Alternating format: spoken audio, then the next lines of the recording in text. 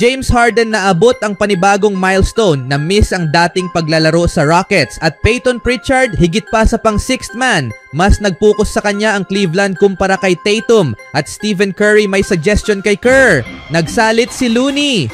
Pagbabalik ng Clippers mula sa isang 4 na laro na road trip na may 2-2 record, kinailangan nilang harapin ang isa sa pinakamahusay na talento ng NBA, ang sentrong hindi mapigilan ng Denver na si Nikola Jokic. Ang hamon para kay Coach Tyronn Lue at sa matibay na depensa ng Clippers noong Lunes ng araw ay ang mag-isip ng paraan para pigilan si Jokic na pumasok sa laro na may triple-double na average, 29.7 points per game, 13.1 rebounds highest in the league, and 10.6 assists second in the league. Bagamat hindi napigilan ng Clippers si Jokic sa pag-deliver ng isa na namang signature triple-double, nagawa pa rin ng LA na kunin ang 126-122 win laban sa Denver. Salamat sa malawakang kontribusyon ni James Harden at sa pagbabalik ni Norman Powell na nagbigay ng enerhiya sa opensa. Para kay Harden na nagtala ng 39 na puntos, 11 assists at 9 na rebounds, ito ay laro sa pagkamit ng panibagong milestone sa NBA. Sa kanyang 6 for 15 shots from the 3-point range, umabot si Harden sa 3,004 3-pointers. Sa kanyang karera, dahilan para maging pangalawang manlalaro sa kasaysayan ng NBA na umabot sa ganitong marka. Nangunguna si Stephen Curry ng Golden State na may 3,810 3-pointers.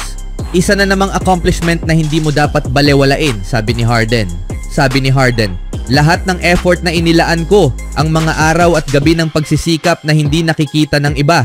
Pero ngayon, nakikita ang resulta. Kaya talagang nagpapasalamat ako. Mas maganda na ang pakiramdam ko, ani Harden. Ang mga binti ko nagiging mas handa na. Para sa isang veterano sa liga, 16 na taon na akong naglalaro, mas matagal ang proseso ng pag-akma. Lalo na't nagbago ang role ko. Hindi ko na ito nagawa sa nakaraang 4 o 5 taon.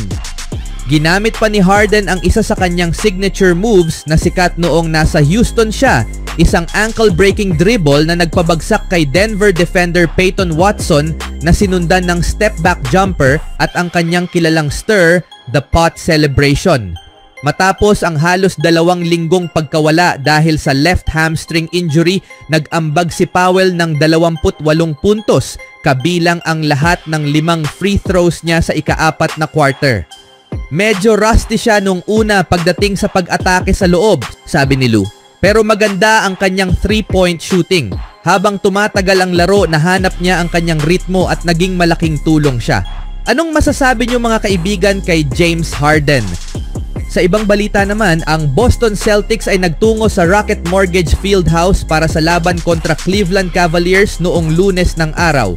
Ngunit higit pa rito, ito ay naging labanan para sa tuktok ng Eastern Conference dahil pumasok ang Cavs sa laro na may 0.5 game na kalamangan laban sa Boston sa standings. Sa kasamaang palad para sa mga nakaberde, hindi nila kinaya ang pagkawala ni na Jaylen Brown at Derrick White. Sumabog si Donovan Mitchell sa huling bahagi ng ika-4 na quarter at hindi nagawa ng Celtics na makabuo ng sapat na opensa maliban kay Peyton Pritchard upang malampasan ang hadlang. Ngunit iyon ang naging problema. Nakatuon ang Cavs kay Pritchard. Tila natatakot silang hayaan siyang makahawak ng bola. Ipinahayag ito mismo ni head coach Kenny Atkinson matapos ang laro. Nang tanungin tungkol sa ginawang fouling ng Cavaliers sa huling bahagi ng laro, sinabi ni Atkinson na karaniwan silang naghihintay hanggang sa huling 10 segundo bago mag-intentional foul, ngunit ayaw nilang malagay sa peligro na makatira si Pritchard. Ang nasa isip ko, ayos na mag-foul tayo, sabi ni Atkinson sa panayam ni Tim Bontemps ng ESPN. Ayokong makita si Peyton Pritchard na tumira ng step back. Halos nagpalitan ng puntos si Pritchard at Mitchell. Umiskor ng 17 puntos si Pritchard sa ika-4 na quarter, ngunit si Mitchell ay may 20 puntos. Hindi lang talaga niya napanatili ang laban. Hindi lamang si Pritchard ang paborito para sa 6th Man of the Year award, ngunit nag-evolve na siya bilang isang manlalaro na pinagtutuunan ng pansin ng iba't ibang team gabi-gabi. Napansin na ito ni Doc Rivers noong mas maaga sa taon at ngayon sinabi rin ito ni Atkinson. Higit pa sa pagiging 6th man, si Pritchard ay isa na sa pinakamahalagang manlalaro ng Celtics.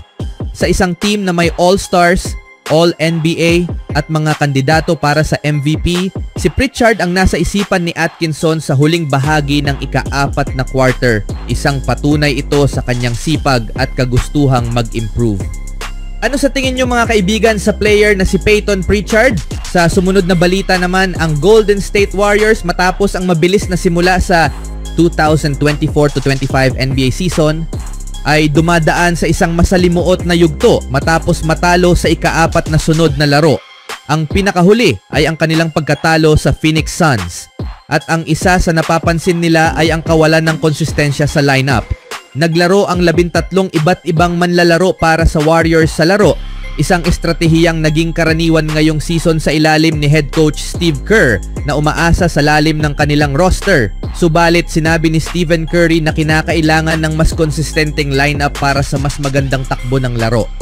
Mahirap para sa sino man na makahanap ng ritmo kapag hindi mo alam ang eksaktong gagawin mo, sabi ni Curry. Sa unang quarter pa lang, naglaro na agad ang 13 manlalaro. Mahirap iyon. Dinagdag niya na ang kakulangan ng rhythm ay nakaapekto sa mga manlalaro tulad ni na Moses Moody na naglaro lamang ng 3 minuto at Kyle Anderson na nakakita ng 7 minuto sa court kahit nakaraniwan siyang naglalaro ng 15 minuto kada laro. Marahil kailangan naming mas maging predictable sa bawat laro nang sa gayon makakuha ang bawat isa ng rhythm. Ani ni Curry, is that shortening to 1 or 2 guys? Maybe? Ginamit ni Kerr ang 11 manlalaro sa unang quarter at 14 na manlalaro sa first half. Ngunit nagbigay siya ng indikasyon na maaaring bawasan ang dami ng manlalarong ginagamit. Yeah, we gotta think about shortening it, sabi ni Kerr. Marami kaming option pero hindi iyon laging madaling gawin. Minsan mas nagiging mahirap kapag masyadong maraming option. Kailangang maging mas maingat kami sa aming kombinasyon ng mga manlalaro.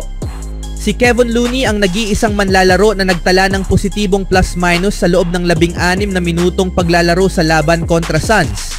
It can get difficult at times to find a rhythm, kind of not knowing what to expect from game to game, ani ni Looney. Pero ang grupo ay nananatiling positibo at bawat isa ay inaabangan ang kanilang pagkakataon. Sa kanilang ika-4 na sunod na pagkatalo, ang Warriors ay bumaba sa 12-7 na record. Nasa ika-4 na pwesto sa Western Conference, 3 laro ang agwat mula sa nangungunang Oklahoma City Thunder, bagamat sigurado na silang papasok sa knockout round matapos ang perpektong 3-0 record. Mahalaga para kay Steve Kerr na maibalik ang kanilang kumpiyansa sa laro at mapigilan ang kanilang pagbaba. Even when you feel low, you can still go. Even when you feel slow, you can still go. Even when there's no hope, you can still go. I never answer to no, man, I still go.